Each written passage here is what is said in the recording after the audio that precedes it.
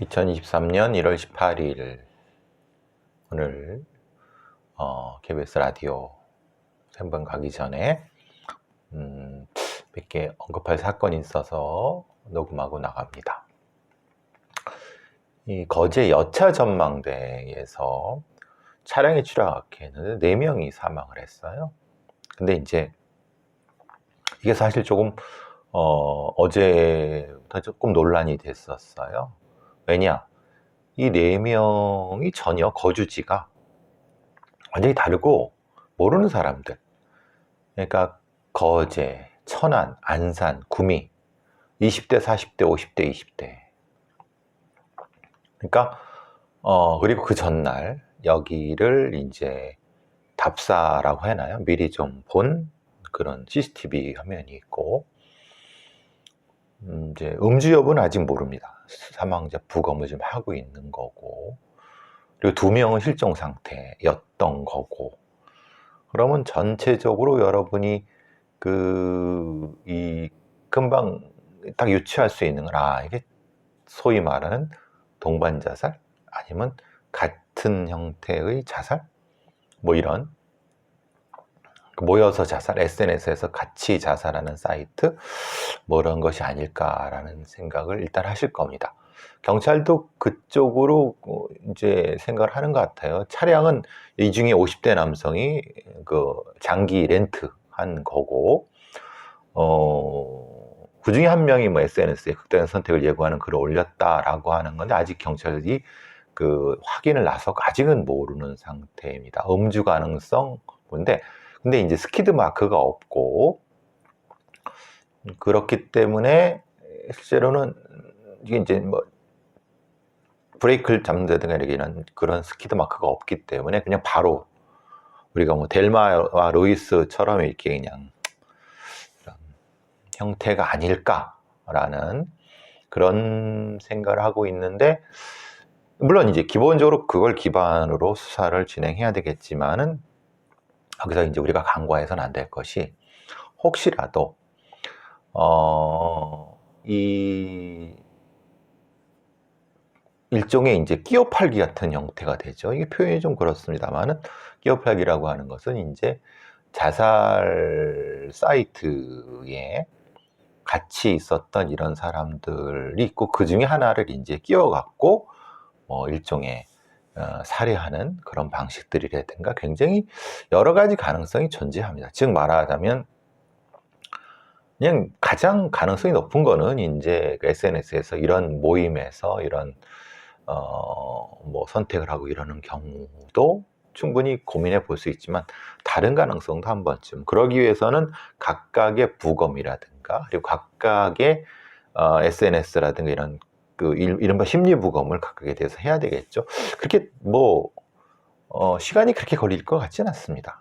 그런데 어떤 죽음도 쉽게 속단하거나 단정하면 안 된다. 그 말씀 잠깐 드리려고 요거 가져왔습니다. 어쨌든 4명의 명복을 빕니다. 근데 우리 사회의 높은 자살률, 이런 선택을 하지 않는 사회가 됐으면 좋았을 걸 안타깝습니다. 자, 지금 이제 오늘 YTN에서 제가 어제 이기영 관련된 비산혈은 그런 거를 YTN 좀 전에 9시에 그대로 이 방송이 됐더라고요. 그거야 뭐 설마 내 걸 보고 그대로 베꼈겠습니까? 그건 아니겠고, 그냥 뭐 자기 나름대로 분석을 했겠죠. 근데 어쨌든 이경 사건은 조금 더 진행이 될 것 같습니다. 제가 오늘 이제 아침에 잠깐 그 생각이 든 거는, 남구준 경찰 국가수사본부장의 임기가 이제 끝납니다. 기억하실지 모르겠지만 이복현 금융감독원장이 이번 정권에 들어서 중용이 되고, 금융감독원장으로, 그때 저는 그런 얘기를 했죠. 이복현이 국가수사본부장으로 갈 수도 있겠다. 왜냐하면 지금 대통령의 거의 막내 자장급이니, 막내 그 라인의 가장 막내니까 근데 그러기는 조금 부담이 됐는지 지금 금감원장을 국수본장으로 보낸 건 또 이상하죠. 이게 어떻게 할까 했는데 아니나 다를까 정순신 이게 법무연수원 용인분원장 이게 이제 검사 출신입니다. 검사 출신이고 이 사람은 뭐 이제 이 양력이 나오는 걸 보니까 사법 시험 37회 그래서 이게 이제 좀 애매해. 아마도 이게 지금의 대통령과 연관이 많이 있는 것 같습니다. 그러니까 로펌에서 변호사를 하다가 일종의 경력 검사로 이제 2001년부터 20년 검사를 한 겁니다. 그건 사실 굉장히 이런 부분들은 부정적이다 제가 계속 말씀드리는 게 특정 로펌에서 후관 예우를 받고 이런 거는 사실 굉장히 안 좋다. 뭐 했지만 어쨌든 그 케이스 중에 하나인 것 같고 2014년에 인천지검 특수부장이었고 대검 중수부 이과장 그러니까 지금의 대통령이 일때 뭐 2011년에 대검 부대변이고 지금 대통령이 서울중앙지검장일 때 중앙지검 인권감독관으로 그러니까 그 일종의 참모로서 근무한 특히 이제 여기서 이제 가장 결정적인 것은 최순실 국정농단 특수본이 있었지 않습니까? 부공보관이죠. 사실 그 최순실 국정농단 그 부분은 지금의 대통령하고 많이 연관돼 있으니까 결국은 법무법인 법무연수원 용인분원장을 끝으로 다시 자기가 이제 로펌을 만들어서 이제 이렇게 있었습니다. 그러니까 윤석열 라인 이렇게 보시면 될 것 같고 경찰 내부에서는 좀 부정적일 수 있죠. 왜냐하면 야 이거 뭐 국가수사본부장까지 윤석열 라인이 먹으면 이게 되느냐? 근데 그런 이제 그 언론 기사도 일부 있고 그냥 담백하게 아무 생각 없이 그냥 이 사람의 인적사항 이런 것만 3명이 국가수사본부장이 지원했다 이것만 얘기를 하고 있어요. 사실 그건 뭡니까? 일단은 한번 떠보기죠. 정순신을 한번 떠보는 형태인데 한번 기류를 보는 겁니다. 근데 이제 제가 주목하고 싶은 거는 그게 아니라 이 사람 말고 2명의 말하자면 정순신의 일종의 같이 지원한 사람들도 별반 다르지 않다. 그러니까 이런 거죠. 나머지 하나가 이제 장경석 전 인천경찰청 2부장이고 최인석 전 강원 하천경찰서장 이렇게 돼 있는데 이제 이 장경석 같은 경우는 말 그대로 경대 2기고 경찰대 2기고 뭐 경찰청 생활실력 과장, 강서경찰서 뭐 서울청 수사부장 뭐 이렇게 두둑 했는데 이제 가장 걸리는 게 이겁니다. 이런 공직을 맡았던 사람들이 일종의 경찰의 고위직을 맡았던 사람들이 로펌에 좀 대형 로펌에 가서 경찰 수사 대응팀 전문위원 이런 거는 일종의 뭡니까? 경찰 고문 형태의 거죠. 그러니까 예를 들면 이런 겁니다. 뭐 이 재벌이라든가 아니면은 검경수사권 조정을 하면서 여러 가지 돈 있고 빽 있는 애들의 이 로펌에서의 경찰 수사할 때의 이런 조언을 해주는 그런 거죠. 사실 뭐 단적으로 얘기하면 쪽팔린 줄 모르는 거죠. 그러니까 예를 들면 검사들이 지가 수사한 데 가서 그 애를 또 변호하는 극역이죠. 그러니까 이제 경찰대 2기 출신이고 경찰청에서 적어도 뭐 이런 서울청 수사부장, 경무관 아마 치안관까지도 간 것 같습니다. 인천청 2부장이니까.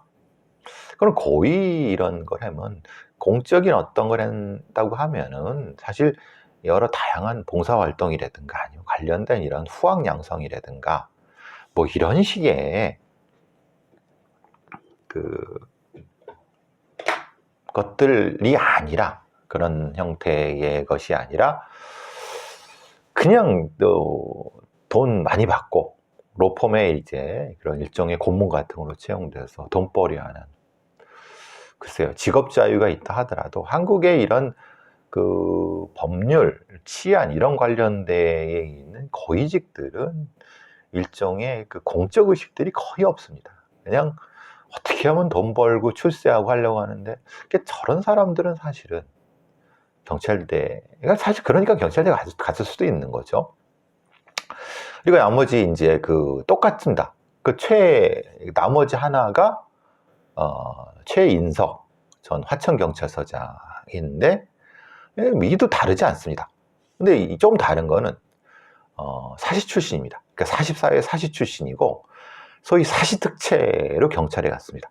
그러니까 사시특채는 경정부터 시작이어서 뭐 잠깐 뭐 하다가 이제 이 방배서 수사과장, 그리고 경찰서장, 경찰청 기획조정관 과장, 노른자 위를 다 한 거네요. 과장하고, 그 뒤에 이제 변호사 개업을 했어요. 그러니까 이게 2006년도에 해서 한 13년, 2년 정도를 이 경찰 생활, 그것도 고위직으로 경찰서장으로 하고, 그리고 또 이제 대형 로펌인 율촌에 들어가서 경찰 수사 대응팀 팀장으로 현지 근무 중이에요.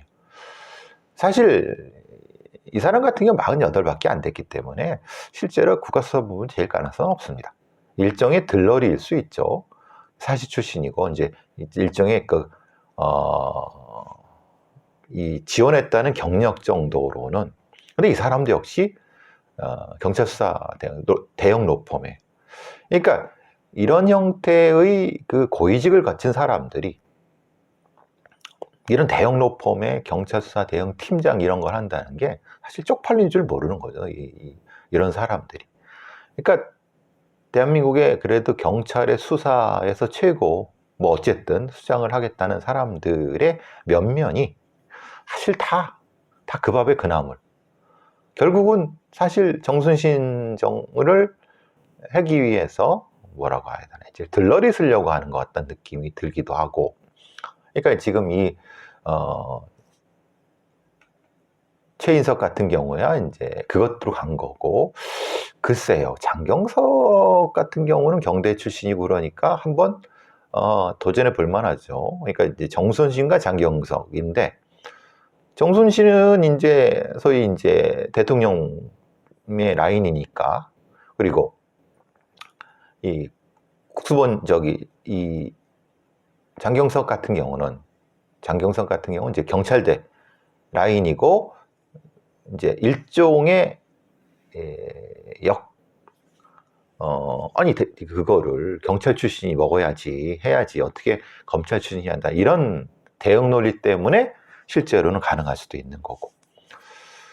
근데 뭐 어쨌든 간에 중요한 건 이겁니다. 그러면은 얘네들이 말하자면 이런 정순신이나 이런 애들이 이 국가수사본부장의 적절한 경력을 가졌느냐. 사실 뭐 정순신 같은 경우는 특수부 검사입니다. 말 그대로. 즉 인천지검 특수부장, 대검 중앙수사부장일 때 권력, 이제 지금 대통령의 흔히 말하는 그 라인이고, 그러니까 결국은 특수부 라인들이 또 먹느냐. 그러니까 특수부, 사실은 잘 보시면 경찰의 국가수사본부는 형사부 쪽으로 사실은 해야 되는 거죠. 그러니까 영역도 안 맞고, 그러니까 적절하지 않죠. 자격 조건도, 그러니까 자격에 맞겠지만 사실은 거기에 경대 출신은 어떨까요? 경대 출신은 생활질서과장, 경찰서장, 근데 수사부장을 했어요. 그러니까 말하자면 소위 이제 행정경찰이면서 수사경찰로 경력 세탁했다고 볼 수도 있는 거고, 참 그러니까 출세하고 별 달라고 하면은 결국은 일선에서 열심히 고생한 애들이 아니라 저런 애들, 거의 행정경찰을 해서 이런 애들이 사실 좀 이 기사를 보고 좀 착잡했죠. 역시 에휴, 그러니까 그 국가수사본부장이라는 게 이게 사실 의미가 없구나. 이 따위로 운영하면 사실 의미가 없죠. 그런 생각이 참 들었습니다. 자, 이게 좀 황당한 경찰애가 있어요. 어제는 이제 목포경찰서 애들이 이제 술 처먹고 막 해서 참 꼬라지들 하고는. 근데 이런 경찰애도 있습니다. 머리를 이렇게 쓰는데 이런 애들이 경찰 간부라 경위 이런 애들이라는 게 참 경감이죠. 기가 막히죠. 한번 들어보시겠어요? 그 대구 성서경찰서의 경감입니다. 근데 얘가 지가 이제 달성군의 어느 그 읍에 어느 어린이집 앞에 어린이 보호구역에 불법 주차를 했어요. 그러니까 이제 군청에 있는 단속원들이 저 딱지를 끄는 거죠. 속칭. 근데 이제 그게 비싸요. 그러니까 군청은 12만 원짜리 과태료 부과. 사전 통지서를 보낸 거예요. 그런데 이게 말하자면 불법 주차는 실제로는 그 영역은 그 지방자치단체 하는 거죠. 그러니까 12만 원짜리 어린이 보호구역 불법 주차 위반으로 끊었는데 사전 통지서를 받았는데, 근데 그걸 보고 얘가 머리를 쓴 거죠. 내가 끊으면은 이게 4만 원짜리. 그러니까 도로교통법 위반인 경찰의 주차 위반, 범칙금 통고 처분인 거예요. 스티커. 그러니까 그걸 받고 싼 4만 원짜리를 끄는 거예요. 지가 자기한테 끊고 이걸 들이대면서 군청에 그렇게 한 거죠. 야, 난 이쪽에 이미 냈어. 근데 낸 걸 네가 낸 거 안 되지. 이거 취소해줘라고 한 거예요. 그러니까 이의 신청서를 보낸 거예요. 근데 보통 이러면 어떨까요? 그러면 사실 웬만한 경찰들은 쪽팔려서 그냥 내고 말 겁니다. 근데 이 새끼는 참 어떻게 머리가 돌아갔는지. 그럼 사실 시간을 볼 거란 말이에요. 시간은 이제 이의 신청서를 보니까 그 달성군에서 보낸 어떤 통보서가 이거 시간이 찍혀, 요즘은 다 시간이 찍혀 있습니다. 다 전산으로 하기 때문에. 근데 얘가 찍은 거는 사실 그 뒤란 말이에요. 그러니까 보니까 이상하단 말이에요. 통보 처분 시기가 늦잖아요. 이게 뭐냐? 성서경찰서에 이게 뭐냐라고 했더니 성서경찰서가 이제 야, 이게 별놈이 다 있다라고 이렇게 대구경찰청이 감찰을 했는데, 이게 참 쪽팔린 거죠. 뭐 이런 새끼가 그 경감까지 했다는 게 참 부끄러운 겁니다. 어제 주먹질한 그 강력계 형사들이랑 도친 개찐인데 이건 사실 치사한 거고, 앞에요. 어제 이제 목포경찰서에 수쳐 먹고 난동 부린 놈들은 사실은 꼴통 새끼들이고, 요거는 치사한 거, 요건 좀 뭐라거나 집단의 머리가 쓴 영악한 건데 안 되죠. 시간 내에. 근데 혹시 이게 만약에 이랬다고 하면은 봐줬을 수도 있다는 생각이 들어요. 그러니까 이게 처음이 아니었을 수도 있다는 생각이 들어요. 왜냐? 아니 이게 될지 안 될지도 모르는데 만약에 됐다고 나중에 문제가 될 수도 있는데 이걸 이렇게 했다? 그러면 생각상으로 이건 얘가 예전에도 했을 수도 있겠는데? 그러니까 해서 성공했을 수도 있겠는데? 했을 수도 있죠. 되게 빠르게 별 차이 없었으면. 그러니까 얘한테 감찰을 하면서 이전에 얘한테 부과됐던, 혹시 아니면 얘가 아니라 자기 아는 뭐 이런 애들한테, 부하나 이런 애들한테 자기 거를 이렇게 떼어달라고 했을 수도 있죠. 그렇게. 그러니까 그런 경험이 있어야지 이게 가능하지 않을까. 그 생각을 순간적으로 했다? 순간적으로 했을 수도 있겠지만 그러기에 너무 대범하죠. 근데 대한민국 그 경감쯤이라는 데는 경찰놈이 8만 원이 아까워. 그러니까 차액은 사실은 8만 원입니다. 8만 원이죠. 그거 아끼려고 이 지랄을 한다. 그러면 저는 사실 이거를 이렇게 접하면서, 이렇게 이게 얘네들 경찰 애들이라든가 이런 걸 단속하는 애들의 일종의 노하우로 공유될 수도 있겠다. 얘네들의 어떤 SNS 때 뭐 단톡방이나 이런 데에도, 아니면 뭐 지들끼리, 그러니까 조금 확대해서 이런 비슷한 형태의 비리를 이제 내부 감찰 애들이 찾아낼 겁니다. 근데 우리 경찰의 감찰은 그런 거 절대 안 합니다.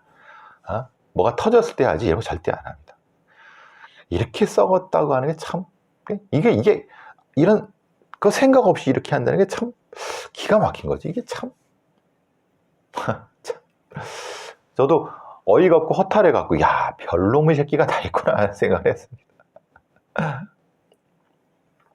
SBS에서 제가 이제 말씀드렸지 않습니까? 빌라왕이라고 하는 게 사실은 빌라 거지다. 애들이 뭘 했을까? 애들 이전에는 사실 다른 범죄자였다. 근데 참 웃긴 거는 SBS의 이 안상호 기자라는 사람이 빌라왕국 이렇게 하면서 왕 땡땡 전에 민생범죄자다. 이게 민생범죄자라는 게 뭘까요? 사실 이 기사의 의미는, 이게 빌라 거지 이렇게 했던 애들이 이전에는 사실 보이스피싱의 인출책이나 중간책이었고, 그런 범죄를 하다가 굴러물어서 이렇게 했다, 이 얘기거든요. 그러면은 사실 이런 형태의 범죄 전력을 가지고 있는 애들이 결국은 전자기까지 왔다, 이 얘기가 되는 거죠. 그러니까 두 가지가 다 봐야죠. 그러니까 직장이 없고, 직장도 이제 알바하고 힘들고 구하기 힘들고, 그러니까 범죄 단체의 이런 중간 역할로 하다가 전과자가 되고, 그 전과자가 되면서 다시 이런 뭐 전세사기에 또 이런 전과자가 되는 악순환이다라는 의미로는 맞습니다. 근데 그걸 또 민생범죄라는 표현은 좀 그래요. 이런 형태의 범죄자들을 교정해서 새로운 일자리를 찾아서 다시는 이런 범죄에 못 들어가게끔 하는 사회 시스템이 만들어져야 되는 거지. 그러니까 너무나도 이 안타까운 부분이죠. 그렇지만은 처벌을 엄격하게 해야 되는 건 맞는 거고, 모두 많은 이런 20대나 이런 비정규직 직장이나 어려운 직장을 가진 사람들이 범죄에 들어가는 건 아닙니다. 오히려 훨씬 더 많은 사람들이 어려워도 힘들어도 그렇게 범죄하고 멀리 살아갑니다. 근데 이제 이건 구조적인 측면에서 봐야 되는 부분도 있고, 범죄단체를 이 뿌리를 뽑아내고 수개들을 잡아서 이게 퍼지지 않도록 하는 두세 가지 이중 삼중의 대책이라든가, 이런 교정교화 대책, 범죄 접근이 안 되는 대책, 그리고 조기에 선제적으로 이런 범죄를 빨리빨리 색출하는, 그러니까 일정 정도 만연한 상태에서 이런 20대 30대들이 여기에 범죄에 들어가는, 이런 것들을 좀 더 같이 얘기해 줬으면 좋지 않았을까라는 생각을 해봅니다. 조금 아쉬워서 이런 말씀을 좀 드려봤고요. 유럽은 지금 앱으로 피자 주문보다 마약 주문이 더 빠르다고 합니다. 왜? 유럽을 덮친 마약 쓰나미라고 하는데, 이게 머니투데이에 나온 거거든요. 이건 자극적인 어그로를 끄는 건데 의미는 있습니다. 왜냐하면 미국에서 이 남미에 있는 마약 카르텔들을 엄청나게 이제 막 때려 두들겨 잡으려고 하는 거죠. 그러니까 이제 거꾸로 비교적 거기서 좀 덜한 유럽의 항구 도시나 이런 데로 소비선이 바뀐다, 이 얘기입니다. 이 유럽의 대도시에 남미산 마약이 빠른 속도로 퍼지고 있다. 애플리케이션 하나면 음식 배달받듯이 마약을 배달받는다. AFP 통신에서 특히 파리라든가 이런 코카인 구매가 피자 사는 것보다 훨씬 더 쉽다. 20분 만에 도착한다. 그리고 이제 아시다시피 뭐 암호화폐도 있고 여러 가지. 그래서 유럽 연합의 유로폴, 유럽 경찰 기구가 상당히 이게 이제 이전에는 사실은 미국의 마약 시장이 주였죠.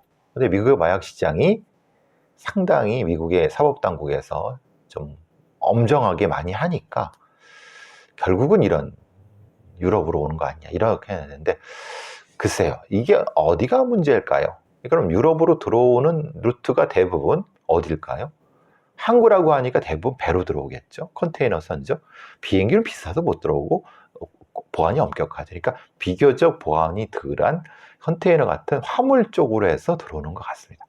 그러니까 카르텔들이 항구를 통해 코카인 유럽에 유입되고 대부분은 뭐 바나나, 설탕, 통조림 같은 컨테이너 일반이 배고 이런 경우가 제일 많은데 사실 유럽도 참 문제입니다. 그러니까 이제 아프리카라든가 이런 동유럽에서의 미리 국자들에 의해서 그들에 의한 또 마약 소비가 드러나게 되면은 결국은 이 두 가지가 합쳐서 폭발적으로 문제가 되지 않을까라는 그런 두려움이 있는 것 같습니다. 우리라고 예외가 아닙니다. 우리가 지금 뭐 마약 청정국 이런 건 오래전이고 마약에 대한 전반적인 관리, 수사, 그리고 중독자들에 대한 치료 이런 거, 그리고 이 범죄 수익의 차단 이런 것들 아직 우리는 초입도 못 들어가서 그런 얘기를 해봤습니다. 오늘 여기까지 하도록 하고 이따 다시 한번 올릴 때가 있으면 올리겠습니다.